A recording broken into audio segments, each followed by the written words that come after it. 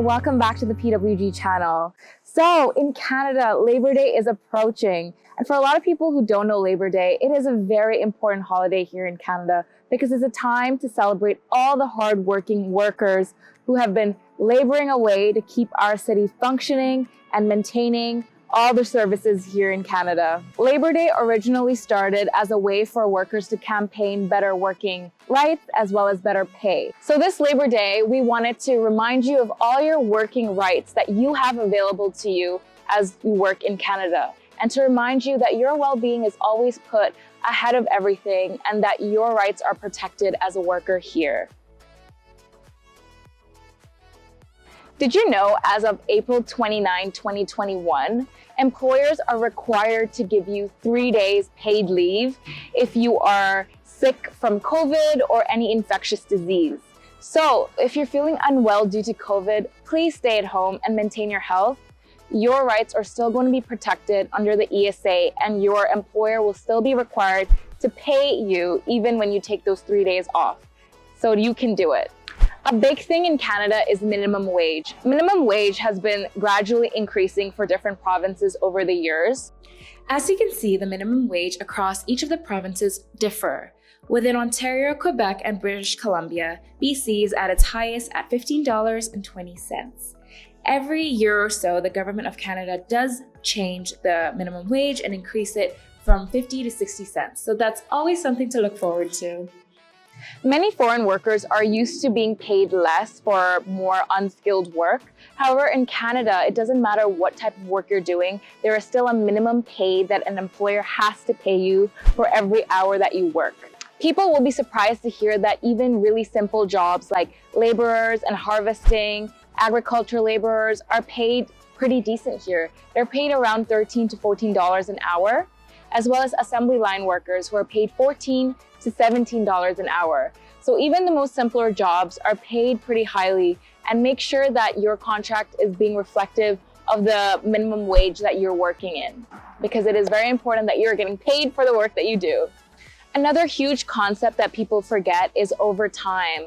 Typically, the rule of thumb is 8 hours a day, but we all have been there. We work overtime, we need to make that extra money. It's totally understandable. However, you can actually be paid additionally if you work overtime. So if you're working 44 hours a week, every hour you work above that 44-hour mark, your employer is legally required or obliged to pay you 1.5 times per hour. So this is all in an agreement basis. You can either speak to your employer and have this written down in a contract between you and your employer and decide whether you would like to be paid 1.5 hours extra if you work overtime, or if you are able to bank those hours. A lot of people in construction prefer to bank those hours because they can work additional 2-3 hours a day and then have those 2-3 hours cut off the next day. Or they could even accumulate into being a working holiday, so you can get off work and still be paid money.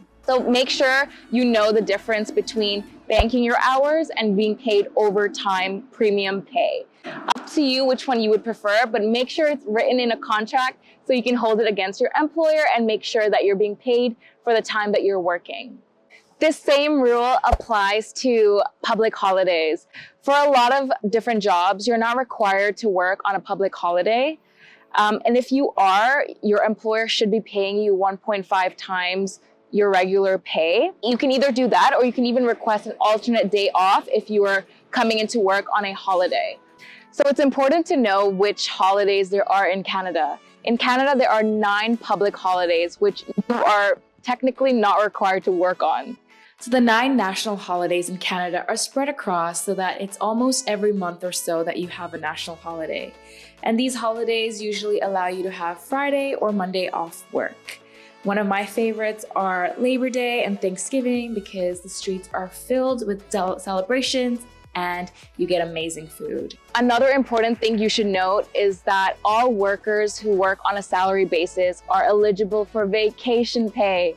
And vacation pay is awesome because it's basically 2 weeks of paid vacation. So you're enjoying yourself and you get paid for it. And if you're working for a company for over a year, then you are automatically eligible for 2 weeks vacation pay.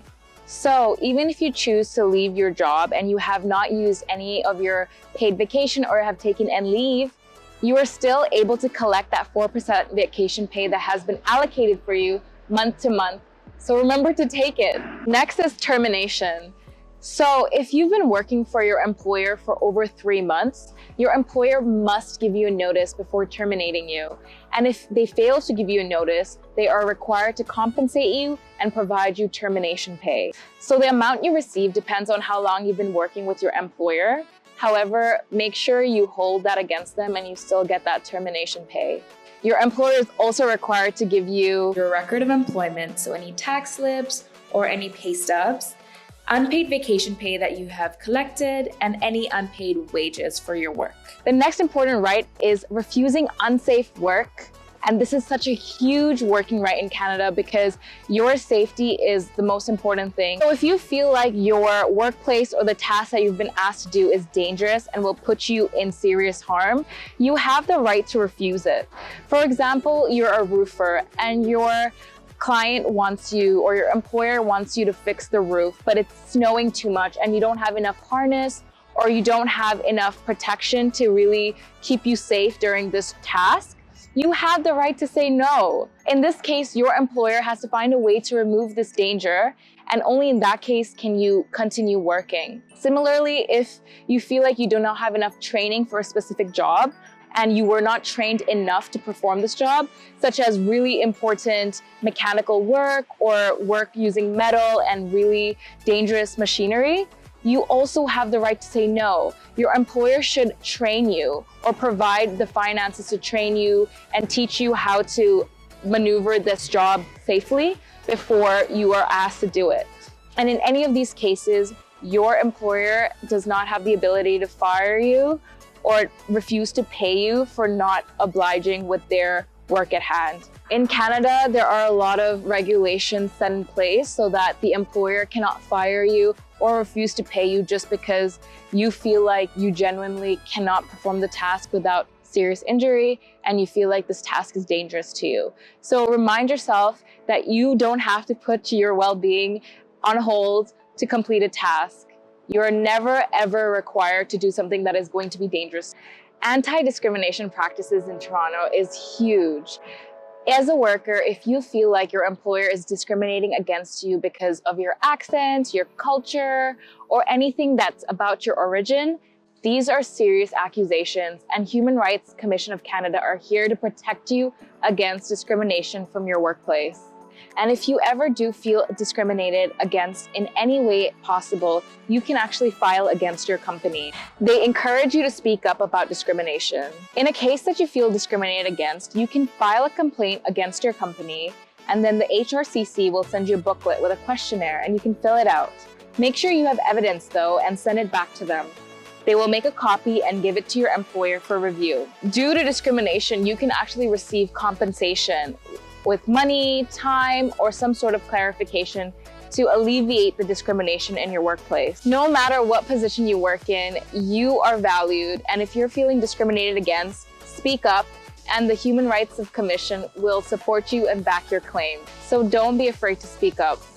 The Human Rights Commission of Canada actually encourage you to speak up about discrimination. In Canada, there are so many lawsuits happening, and there are so many organizations that are looked down upon and negatively when they have cases of discrimination. So it is part of the culture here to make sure that all the workers are treated equally and fairly without any discrimination for race, culture, or ethnicity. Or even if you're disabled and you feel like you're being treated unfairly, this is something that you should bring up to your HR or the Human Rights Commission. Other than the rights that I had mentioned earlier, there are other benefits that you can actually claim as a foreign worker in Canada.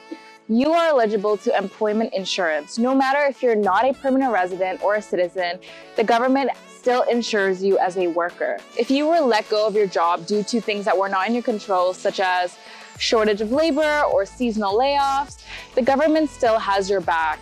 They will provide you money on a month-to-month basis. Currently, EI goes for around $2,000 a month, which is really great financial security for those who are unemployed in Canada. So even as a foreign worker, you will still feel protected here. Additionally, there is companies that provide parental leave. So if you are a pregnant woman or mother, or even a father, and you have a newborn on the way, you are eligible to up to 12 weeks of paid leave to take care of your new child. And this is all funded by the government. That's why Canada is such a safe and welcoming country for families, because it really protects children and allows you to have financial security.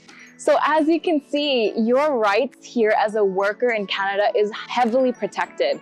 There have been rules and regulations placed to ensure that your safety comes first. And Canada truly cares about the workers and wants to make sure that a work environment is safe, inviting, and fair. So this Labor Day, remind yourself of all the hard work you have put in and reflect back to your own practices. Is your company being fair to you? Are there ways that you feel you could be rewarded more for your work? Reflect on the rights that you have and make sure that you are being paid and appreciated for all the work that you're doing. And with that, here is PWG wishing you a happy, happy Labor Day. Now go enjoy your day off and enjoy the fruits of your labor.